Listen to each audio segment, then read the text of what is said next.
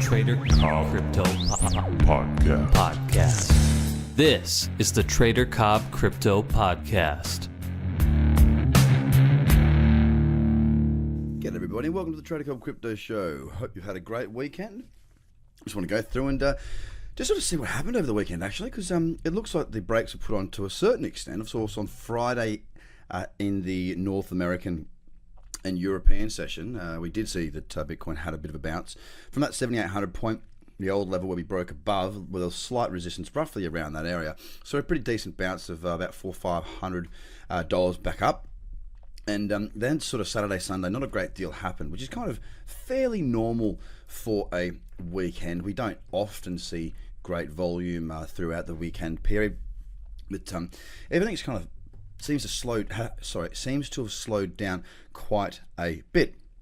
For example, if I look at Bitcoin now, it didn't do a great deal over the weekend, as I just said. Across with Ethereum, and for the last couple of weeks actually, since we broke up, we had a higher low, then we hit a higher high, and then we sold off pretty heavily, pulled back in, and we've been sort of sitting around that 460, between sort of 440 and 480. We've been in a $40 range for the last few weeks.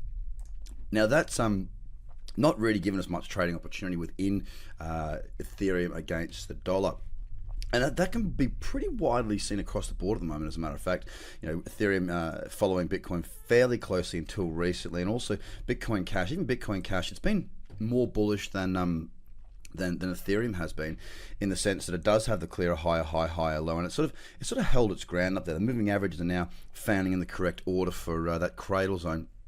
And things are starting to look a little bit more positive. But that being said, we really need to get above 891 for that bullishness to really come back in, that sentiment to go back up, swing to very bullish again. Just right now we are very sideways looking, but it doesn't look too bad at all.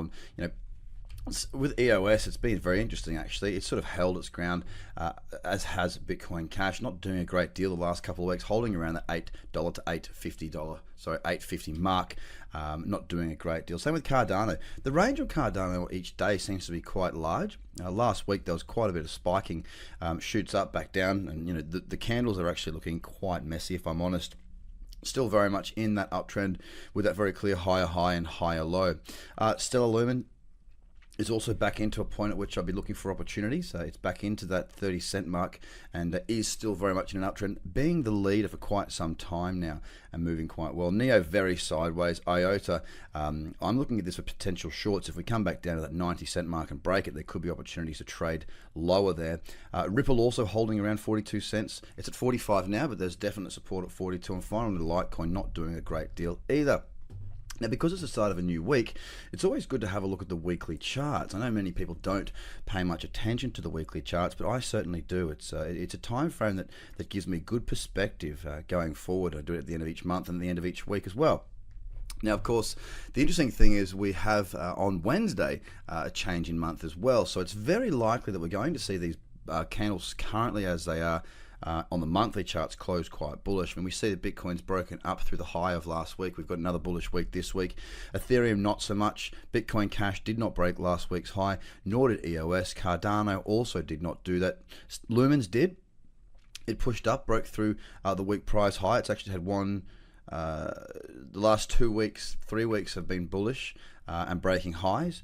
Neo, not so much. It continues to be sort of suppressed, held down below that $40 mark, and really struggling to break above 43, 44, where there is a little bit of support and resistance there. The weekly gives a very different perspective. That support level I spoke of on IOTA is very, very clear there. Same on Ripple. So, Bitcoin, out of all of these charts on the weekly, Bitcoin and Lumen look both the strongest here. And it is very interesting to go out and have a look at those weekly timeframes and get yourself some perspective. It really makes a big difference to your understanding as to what's going on. It can also help, especially if you go to the monthly, to give you an understanding of just the reality of these markets.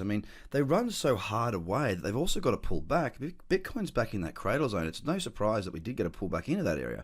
Now, it'd be nice to see the monthly candles print bullish candles and then break to the upside, which would be another bullish sign for me. But we just have to wait and see. The end of the month is coming. It is Wednesday, will be the 1st of August. I can't believe I'm saying that. The 1st of August, the 8th month of the year. It has gone past very, very quick. But it will be a very interesting time to have a look at those charts just to see if Bitcoin breaks above that high. And, right now, we're just going to have to wait for the next probably 24 hours to see where the likely momentum will be here. I wouldn't be surprised to see a bit of a consolidation forming on Bitcoin, or even a pullback. It has had a very, very strong run from 6,000 up to 8,500. We did that in about 3 weeks. So it has been a very, very big run, and it wouldn't surprise me at all to see a bit of a pullback coming into the early stages of this week. But we'll have to wait and see. Time will tell. We'll stick to what we know and trade what we see. Have a good day. Bye for now. The Trader Cobb Crypto Podcast. Check out TraderCobb.com because experience matters.